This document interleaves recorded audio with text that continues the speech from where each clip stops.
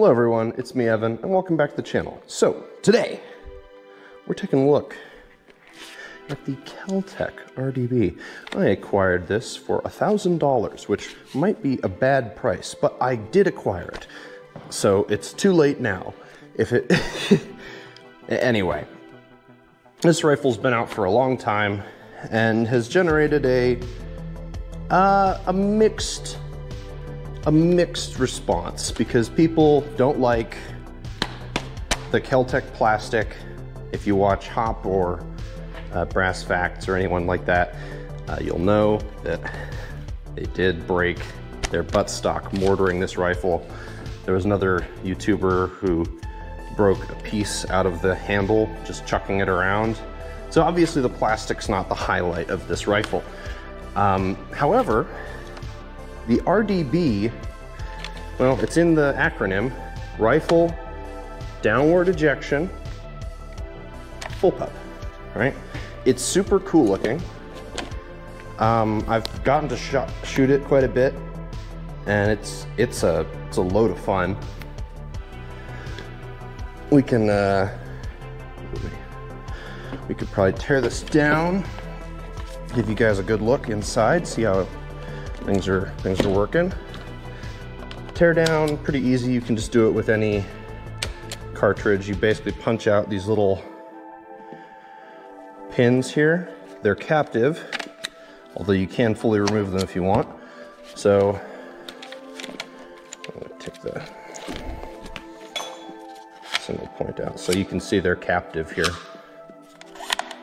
right? Handguard comes off pretty easy, and that is your gun. Pretty goofy looking in that way. So now, there you go. There's your trigger group and magazine and hammer. Take the rest of it out, and you've got your working bits, which is your bolt and bolt carrier, charging handle. This is where you would be able to switch it from left side to right or whatever. Your little, this guy here, which is your gas piston. I'm just gonna leave that in. Yeah, so that's the whole thing disassembled. Pretty easy to disassemble, really. And, you know, yeah, the trigger on this gun is incredible. So you'll note that this is actually our hammer here, and that is the spring pulling on it. Now it has a linkage that goes forward to that little catch there. If I put this on fire, you can see there's our sear here, this little bar. So when I pull trigger, it lets this linkage pass forward, right? And that means that all the working bits of your trigger are up here. The linkage, instead of going back to an assembly back here, which lets the hammer go, you're letting the hammer go up here. And the force that the hammer needs to come forward is actually coming from, basically from your trigger pack, all the way over here. Which means this thing can have an exceptionally decent trigger at about 5 pounds. Very good, very, very good trigger. Decent reset and all that, right from the factory. It's really, really fantastic. Great shoot. Great to, really, really enjoyable to use. All right, let's get this back together. You guys. There we go.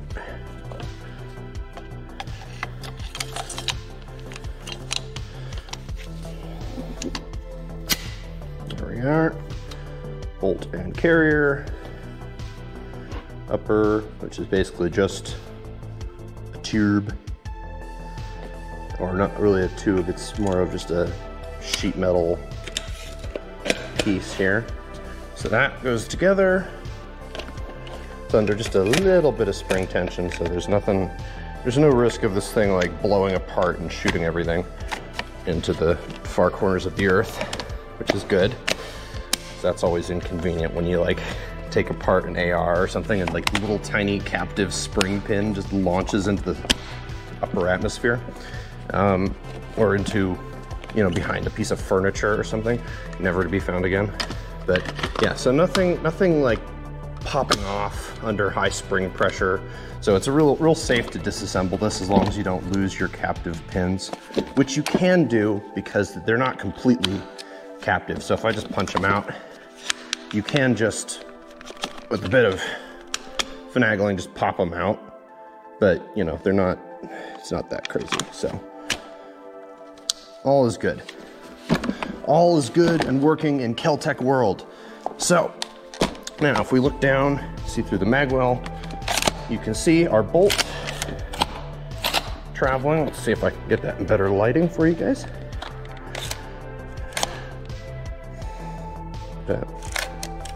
See, bolt, and there at the rear position, it would be ejecting. So super awesome.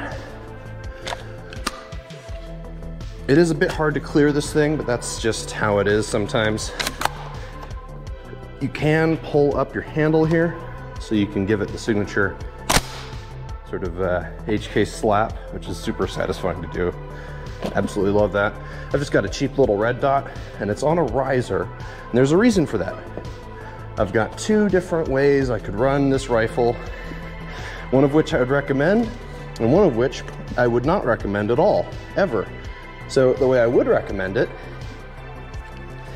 is a red dot with a magnifier. So this is just a cheap magnifier I got. I don't even know what that brand is. I got this at the pawn shop. Anyway, I'm on a budget, you know? So yeah, it's just, you know, basic magnifier and a pretty cheap red dot. I could probably bear to get a better red dot. Let's see if you can you see that? Probably not. I can see it. I'll just tell you, it's great. I love it. It's perfect. Just trust me. You trust random YouTubers, right? Good, good. So the other way I'm planning to kind of run this is with this thing. This is a $21 night vision camera, which basically just means it's got a little toggleable infrared filter on its camera lens, and it has these really bright IR illuminators on it. And this is like actually awful, and I would highly not recommend acquiring something this cheap and garbagey, but here we are. Now, it is dark out, so you guys are gonna get to see how this works. This does record, so I will be able to get footage directly from it, so we can see that. Let's put it right there. Nope, or like that. There we are. Perfect. I just 3D printed a little mount for this earlier today. I know it's jank. I'm embracing the jank.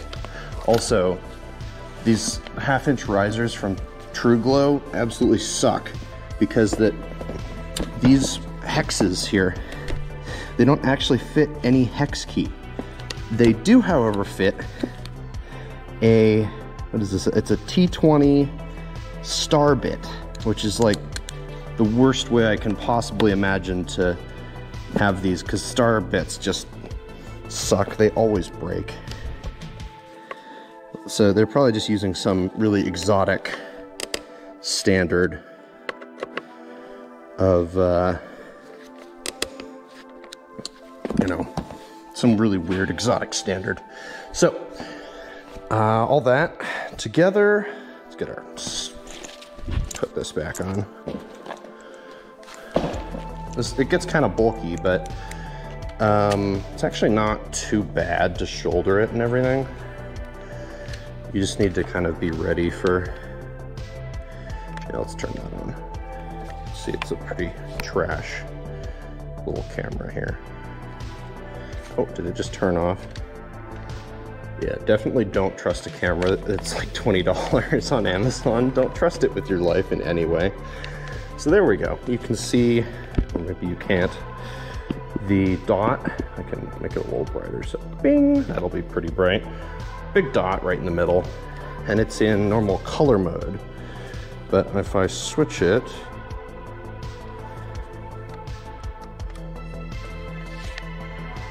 there we are. We are officially in infrared. Let's go. So now, if I head on over here and switch off our lights, you can see here, so let me turn the dot down, it's kind of bright. One of the nice things about this really trash little scope is that it actually does have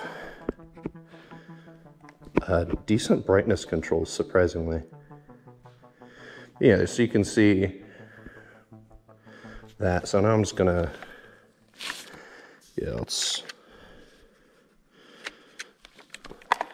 get it on video mode and start recording. All right, time to go wander around in the woods, or kind of in the woods.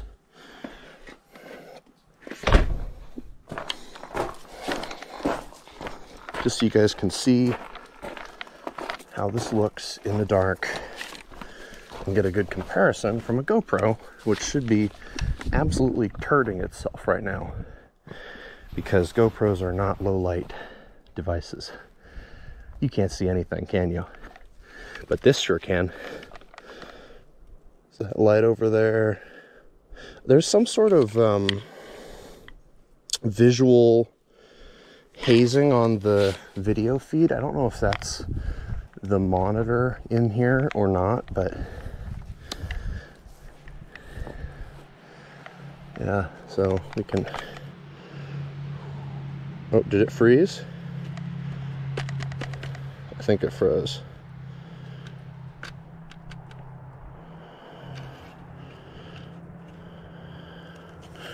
Oh, you know what? I just realized I had my little covers in the way of the infrared illuminator, so it wouldn't be able to see anything, because this is a terrible little cheap device.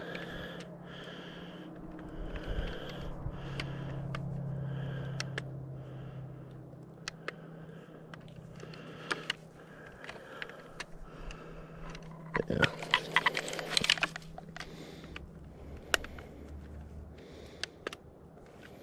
There's normal and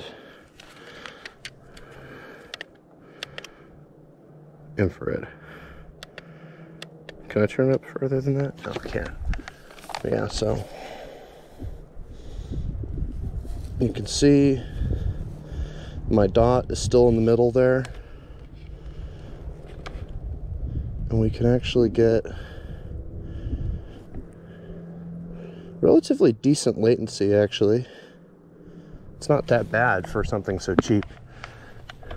Definitely not, you can't navigate with this, but you know, if something goes bump in the night and you need to see, it can be useful.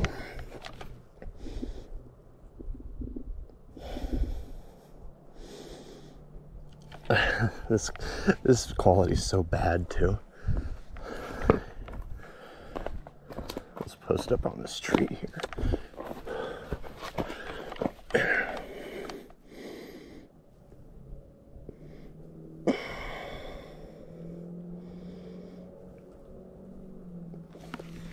Looks pretty good.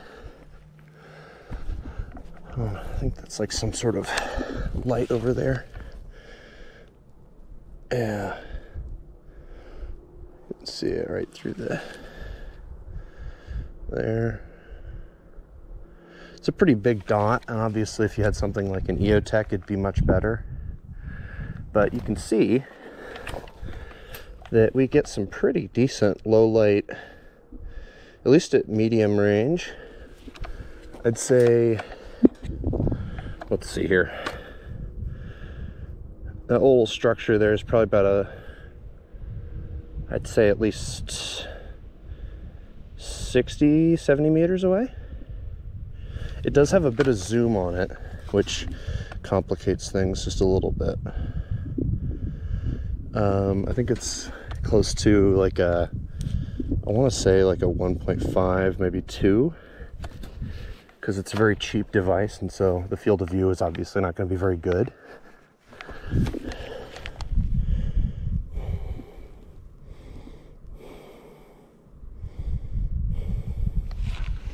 I mean, but this is pretty good for how inexpensive this whole thing is.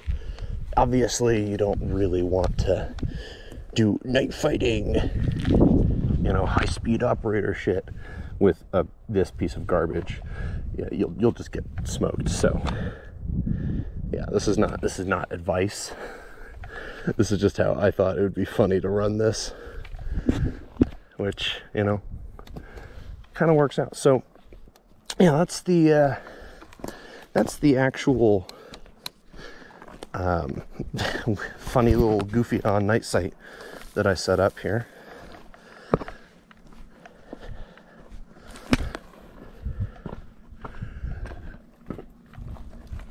So let's get back inside, and we'll probably cut to some shooting or something.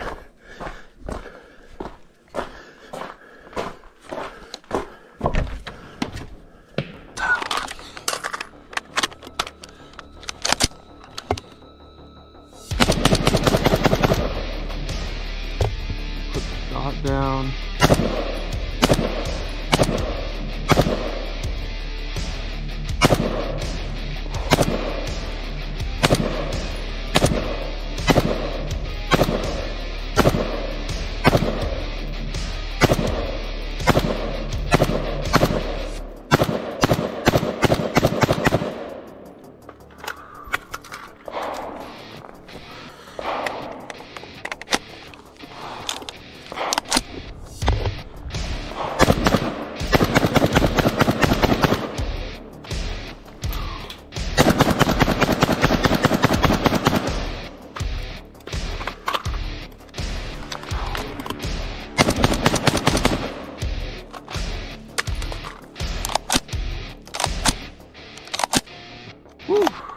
Ah, look at that, we're cooking it.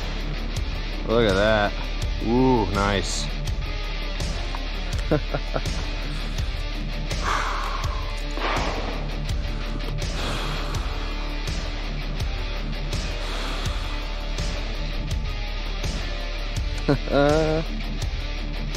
Yeah, we're cooking her all right. I mean, that was 30 rounds and not too much time, so let's give her a little bit of time to cool down here. So, plan is we're going to do 5 rounds on that as fast as possible, and then 2 center mass, 2 head. We're going to do it from here. That should be interesting. All right.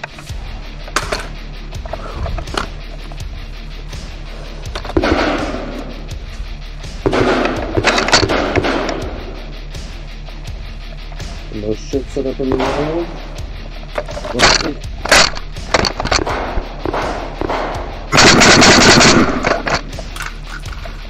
Oh shit, something out of pocket. Ah.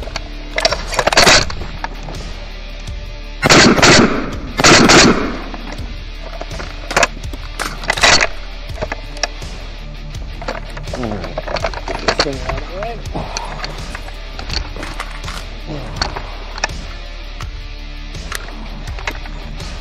Alright. 1, 2, 1, 2. Perfect.